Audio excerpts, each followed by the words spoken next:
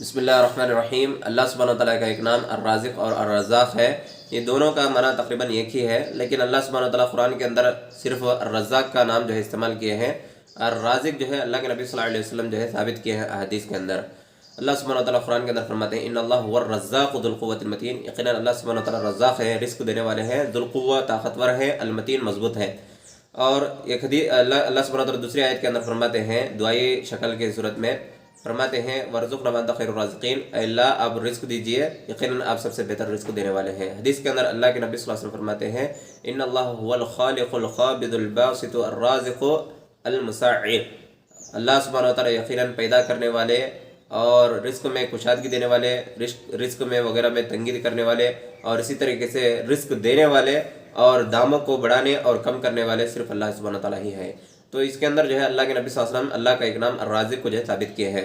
رہی بات الرازق اور الرزاق، دونوں کا معنی کیا ہے؟ دونوں کا معنی یہ ہے کہ جو ہے یقیناً اللہ سبحانہ وتعالیٰ تمام مخلوقات کے رزق کی ذمہ دار ہے۔ تو یہ بات اگر رہی تو رزق جو ہوتا ہے وہ دو طرح کا ہوتا ہے۔ ایک جو رزق بدن کے لیے ہوتا ہے، دوسرا جو رزق ہوتا ہے دل کے لیے ہوتا ہے۔ تو پہلا رزق جو بدن کے لیے ہوتا ہے، اس کے اندر جو ہے تمام کے تمام مخلوقات شامل ہوتے ہیں، چاہے وہ مسلمان ہو، چاہے وہ کافر ہو، چاہے وہ نیک ہو، چاہے وہ گنہگار ہو، چاہے جاندار ہو یا نہیں بولے تو کوئی بھی ہے مخلوقات، چاہے وہ جنات ہو، انسان ہو یا جانور ہوں، پرندے ہوں، تمام کے تمام مخلوقات کی رزق کی ذمہ داری اللہ سبحانہ وتعالیٰ کے اوپر ہے۔ مَا مِن دَابَّةٍ فِي الْأَرْضِ إِلَّا عَلَى اللَّهِ رِزْقُهَا، دنیا کے اندر، زمین کے اندر جو بھی مخلوقات ہیں ان تمام کے تمام کا رزق اللہ سبحانہ وتعالیٰ کے ذمہ داری میں ہے۔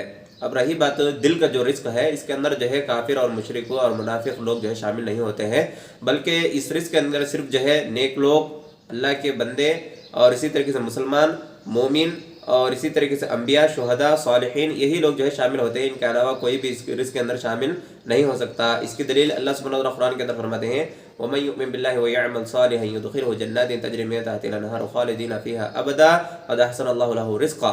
اللہ سبحانہ وتعالیٰ اس کے اندر آیت کے اندر فرماتے ہیں جو لوگ ایمان لائے، نیک عمل کرے، تو اللہ سبحانہ وتعالیٰ ان کو ہمیشہ والی جنت کو تیار کر کے رکھا ہے، اور اس کے اندر وہ ہمیشہ رہیں گے، اور یہ اللہ سبحانہ وتعالیٰ کی جانب سے سب سے بہتر رزق ہے۔